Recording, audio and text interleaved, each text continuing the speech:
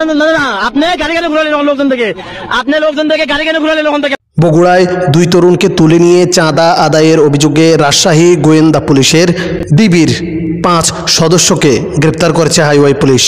গত রোববার রাত 3টার দিকে কুন্দারহাট হাইওয়ে থানার পুলিশ বগুড়া নাটোর মহাসড়কের বীরগ্রাম এলাকা থেকে তাদের গ্রেপ্তার করে। সেই সঙ্গে তাদের বহনকারী মাইক্রোবাসের চালককেও গ্রেপ্তার করা হয়।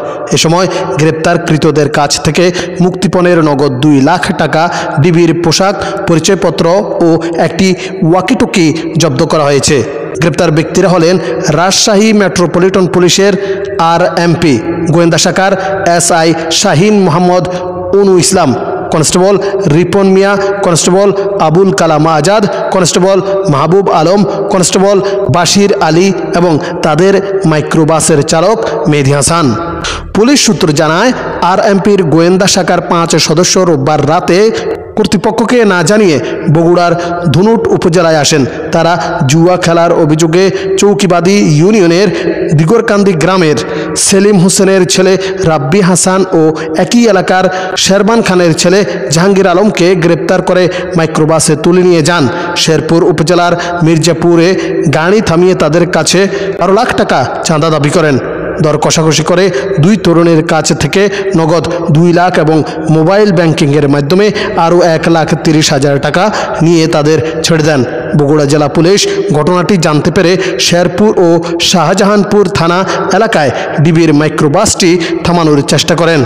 না পেরে তারা কুন্দারহাট হাইওয়ে থানাকে বিষয়টি জানান।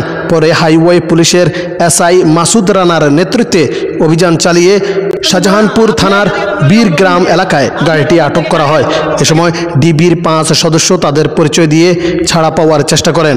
হাইওয়ে পুলিশ আরএমপির ঊর্ধ্বতন কর্তৃপক্ষের সঙ্গে কথা বলে নিশ্চিত হয় ওই 5 জন কাউকে না জানিয়ে অসৎ উদ্দেশ্যে বগুড়ায় গিয়েছিলেন। এরপর তাদের গ্রেপ্তার করা হয়। গ্রেপ্তার ডিবির 5 সদস্যকে ওই রাতে কুন্দারহাট হাইওয়ে থানা থেকে বগুড়া পুলিশ সুপার কার্যালয়ে নেওয়া হয়। সোমবার তাদের নেওয়া হয় ধনুট থানায়। সেখানে অপহরণের শিকার রাব্বি হাসানের বাবা সেলিম হোসেন তাদের বিরুদ্ধে অপহরণ ও চাঁদাবাজির মামলা করেন। ধুনট থানার ওসি সাইদুল আলম জানান, আসামিদের আদালতে হাজির করে রিমান্ড চাওয়া হবে। আটক 5 ডিবি সদস্যের পরিচয় নিশ্চিত করে আরএমপি মুখপাত্র সাবিনা ইয়াসমিন জানান, শৃঙ্খলা ভঙ্গের অভিযোগে তাদের বিরুদ্ধে ব্যবস্থা গ্রহণ করা হবে।